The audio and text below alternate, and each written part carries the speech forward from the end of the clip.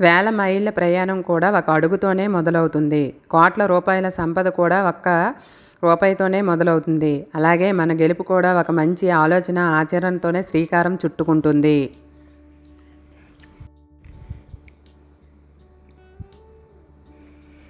నీ ప్రాణం పోతున్నా నీ ప్రయత్నాన్ని అస్సలు ఆపకు. ఒకవేళ నువ్వు నీ ప్రయత్నం ఆపావు అంటే నీ ప్రాణం పోయినట్టే లెక్క. బరువు మోసిన హృదయానికి అర్థం అవుతుంది బ్రతుకు మార్చే విధానం. జరిగిపోయిన దాని గురించి ఎప్పుడూ చింతించకు. ఎందుకంటే మనకు జరిగే మంచి మనకు ఆనందాన్ని ఇస్తే, జరిగిన చెడు అనుభవాన్ని ఇస్తుంది. ఓటమి మీద ఉండే గుణపాఠాన్ని మాత్రమే నేర్చుకో. ఓడిపోయానని నీ ఆత్మవిశ్వాసాన్ని కోల్పోకు. ఎందుకంటే నమ్మకానికి కోల్పోవడం నిజమైన ఓటమి.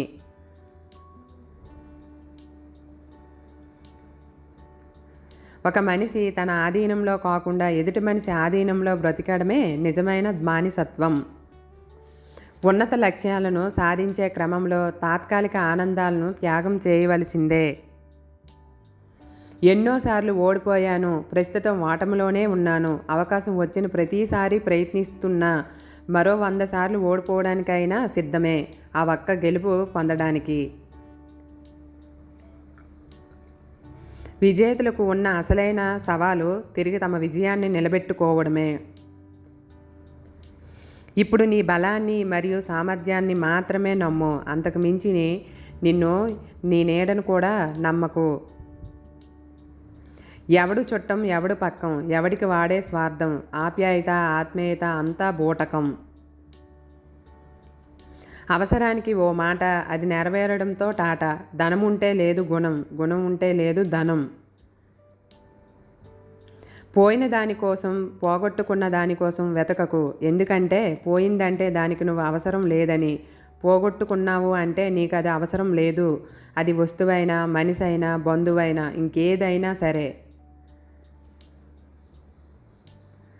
ఆప్తులు ఎవరు, ఆత్మీయులు ఎవరు, నింద వేయని బంధువులు ఎవరు? కష్టం వచ్చినా నష్టం వచ్చినా నీ వెంట నిలిచేది ఒక్కటే, అదే నీ నీడ. ఆవేశంలో అన్నీ అబద్ధాలే కనిపిస్తాయి. ఆలోచించి చూస్తేనే నిజాలు బయటపడతాయి.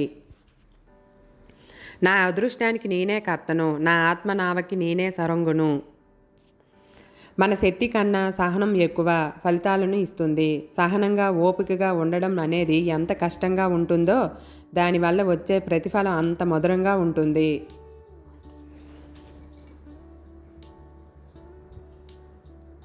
నిర్ణయం తీసుకున్నాక దారి ఎలా ఉన్నా గమ్యం చేరవలసిందే. శ్రమ నీ ఆయుధం అయితే విజయం నీ బానిస అవుతుంది. ఏది శాశ్వతం కాదు. అది గెలుపైనా ఓటమైనా, దుఃఖమైనా బాధైనా. అది గుర్తు చేసుకుంటే మనం ఎప్పుడూ సంయమనంతో ఉండగలము. చిన్న పనే కదా అని నిర్లక్ష్యం చేయకండి. చిన్న విత్తనం నుండే మహావృక్షం ఉద్భవిస్తుందని మరువకండి. విలువైన బాధ్యతలు మోసిన వాళ్ళే విలువైన మాటలు చెప్పగలరు. చేసే పనిని దైవంగా భావిస్తే ఏదో ఒకరోజు అదే జ్యోతిలా నీకు వెలుగునిస్తుంది. ఒకరికి మంచి చేయకపోయినా పర్వాలేదు, కానీ చెడు మాత్రం ఎప్పటికీ చేయకు. నాకు పగలు సూర్యుడు, రాత్రి చంద్రుడు ఉన్నాడు. నేను పేదవాడిని ఎలా అవుతాను? పర్వతాలు పిండి చేసే సమయం రాని, 1,00,000 కష్టాలలో ఒక్కసారిగా రాని, 1,000,000 సార్లు గుండెలు పగలని, ఈ ప్రపంచమే కలిసి నిన్ను ఒంటరి వారిని చేయని, చివరకు ఆ కాలయముడే వచ్చి నీ ముందు నిలబడని. ఓ ధీరా హృదయుడ, బెదరకు చెదరకు. నీ వద్ద అద్భుతమైన ఆయుధం ఉంది. అదే నీ ఆత్మవిశ్వాసం. ఒంటరితనాన్ని మించిన స్నేహితుడు ఉండడు. ఒంటరితనమే అన్నీ నేర్పిస్తుంది. నీ దగ్గర పైసలు లేనప్పుడు, నీ తోడు అంటూ ఎవరూ రానప్పుడు, నేను అనే భావన చాలా భారంగా, బంధం అనే పదం చాలా చిన్నదిగా కనిపిస్తుంది. రేపు చేయాల్సిన పనిని ఈరోజే చేయి. ఈరోజు చేయవలసిన పనిని ఇప్పుడే చేయి. మీకు నచ్చిన పని మీరు బాగానే చేస్తారు, కానీ ప్రతి పని మీకు నచ్చేట్లు చేయడమే విజయ రహస్యం. యుద్ధం గెలిచేంత వరకు ఏ శబ్దమూ చేయకు. ఎందుకంటే నీ విజయమే ప్రపంచానికి పెద్ద శబ్దమై వినపడాలి.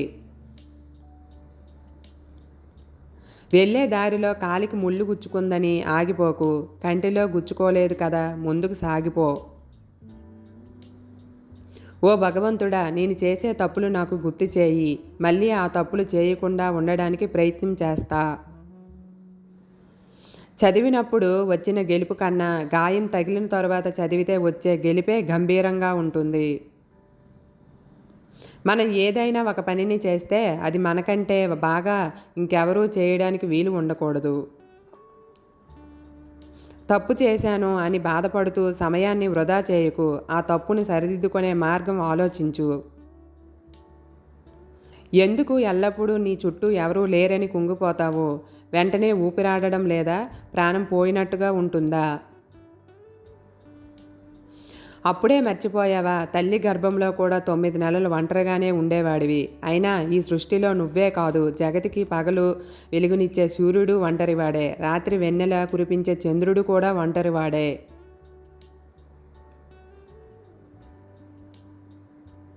నువ్వు అనుకోవచ్చు, సూర్యుడు చంద్రుడు విశ్వానికి ఒకటే, కంటే ఎక్కువ లేవు అని.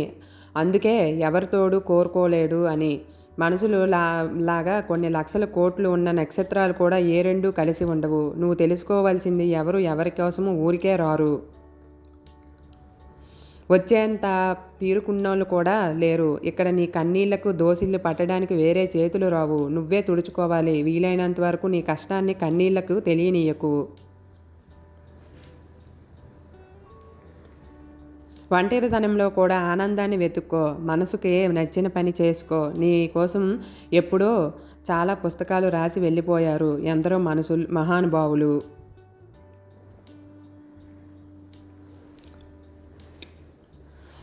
ఒక్కసారి అని తిరగేసి చూడు. అవి మళ్ళీ నీకు నువ్వు దొరుకుతావేమో చూడు. అంతేకాని ఇలా ఎప్పుడూ కర్రపై ఆధారపడే తీగ చెట్టులాగా మాత్రం అస్సలు ఉండకు. ఒక నాయకుడు ఎలా ఉంటే అతడి సైన్యం రాజ్యం కూడా అలాగే ఉంటుంది. అది మంచి అయితే మంచి, చెడు అయితే చెడు. నిజంగా ఓడిపోయేది పరుగు పోటీలో చివరగా వచ్చిన వాళ్ళు కాదు, ఆ పోటీకి భయపడి అందులో పాల్గొనని వాళ్ళు. అది జీవితానికి కూడా వర్తిస్తుంది. కోల్పోయిన ఆకులను పొందడానికి ఆ చెట్టుకే వసంతకాలం వచ్చినప్పుడు నీకు రాదా ఓపికతో ఉండాలి. నాయకుడు అంటే ఖద్దర బట్టలు వేసుకొని తిరగడం కాదు, నలుగురు మంచి కోసం, నలుగురు అభివృద్ధి కోసం పాటుపడేవాడు. మనస్ఫూర్తిగా ఏదైనా ప్రయత్నిస్తే ప్రకృతి కూడా నేను ఉన్నానని మనకు కావలసిన సమయంలో సహాయం చేస్తుంది. ఈ భూమి మీద ఏ జీవి ఎంత ఎత్తుకు ఎదిగినా చివరకు మట్టిలో కలిసిపోవాల్సిందే. ఉన్నత లక్ష్యాలను సాధించే క్రమంలో తాత్కాలిక ఆనందాలను కోల్పోతాము. మోటివేషన్ అనేది పలికే పదాల్లో ఉండదు, విన్న పదాలను ఆచరణలో పెట్టడంలో ఉంది. శ్రమ నీ ఆయుధం అయితే విజయం నీ బానిస అవుతుంది. పేదవారికి 50 రూపాయలు బియ్యం రూపాయికి ఇవ్వడం గొప్ప కాదు, పేదవారిని 50 రూపాయల బియ్యం కొనుక్కునే స్థాయికి తీసుకురావడం గొప్ప. మనం ఎప్పుడూ గడ్డిలా ఉండాలి. ఎంతమంది తొక్కినా, ఎంతమంది పీకినా, పారేసినా మళ్ళీ ఎదిగి చూపించాలి. మనల్ని ప్రేమించే వారిని ప్రేమించడం అందరూ చేస్తారు, కానీ నిన్ను ద్వేషించే వారిని ఒక్కసారి ప్రేమించి చూడు. ఈ ప్రపంచమే నిన్ను ప్రేమిస్తుంది.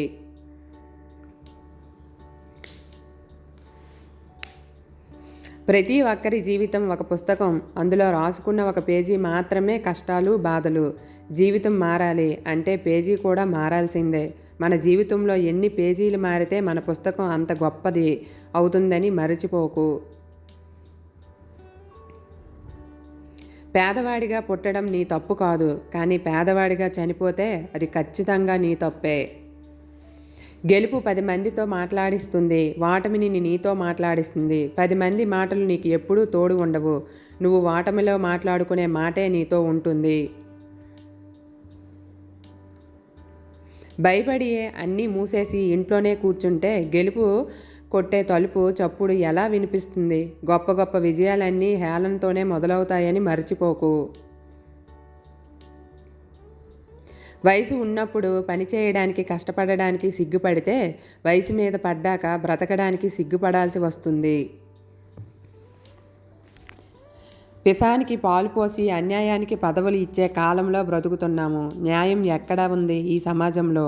నీ బలం ఎవరికీ తెలియకపోయినా పర్వాలేదు, బ్రతికేయచ్చు. కానీ నీ బలహీనతను ఎవ్వరికీ తెలియనివ్వకు, బ్రతకనివ్వరు. విలువ లేని చోట విలువ కోసం ప్రయత్నించడం ఉన్న విలువను పోగొట్టుకోవడమే అవుతుంది. జీవితాన్ని ఆశించి చూడు, నీకు ప్రపంచం గొప్పగా కనబడుతుంది. ఆశగా శ్వాసించి చూడు, ఈ మనసే నీకు ఆయుధంగా కనిపిస్తుంది.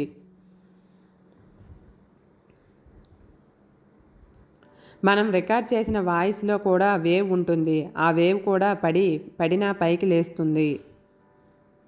పరులకు మనం నచ్చితే అందం, మనల్ని మనం ఇష్టపడితే ఆనందం. అందం కన్నా ఆనందమే మిన్న. క్లిష్ట పరిస్థితుల్లో ధైర్యంగా నిలబడితే మన కష్టం నిష్ఫలం కాదు.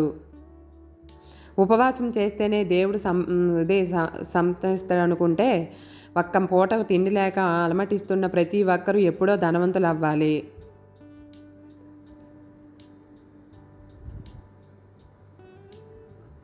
లక్ష్యం ఉన్నవాడు గడ్డి పరకను కూడా బ్రహ్మాస్త్రంలా వాడుకుంటాడు. నిర్లక్ష్యం ఉన్నవాడు బ్రహ్మాస్త్రాన్ని సైతం గడ్డి పరకలా కూడా వాడుకోలేడు. అవకాశాల కోసం ఆలోచిస్తూ ఉంటే అపోహలుగానే మిగిలిపోతాయి. అదే ఆచరణలో పెట్టి చూడు, అద్భుతాలు కనిపిస్తాయి. నీ విజయం కోసం ఓర్పుగా నేర్పుగా నీ మార్గంలో ముందుకు సాగిపో. ఏదో ఒకరోజు విజయం తప్పక వర్తిస్తుంది. ఓపికతో ఉన్నవాడు ఎప్పటికీ ఓడిపోడు.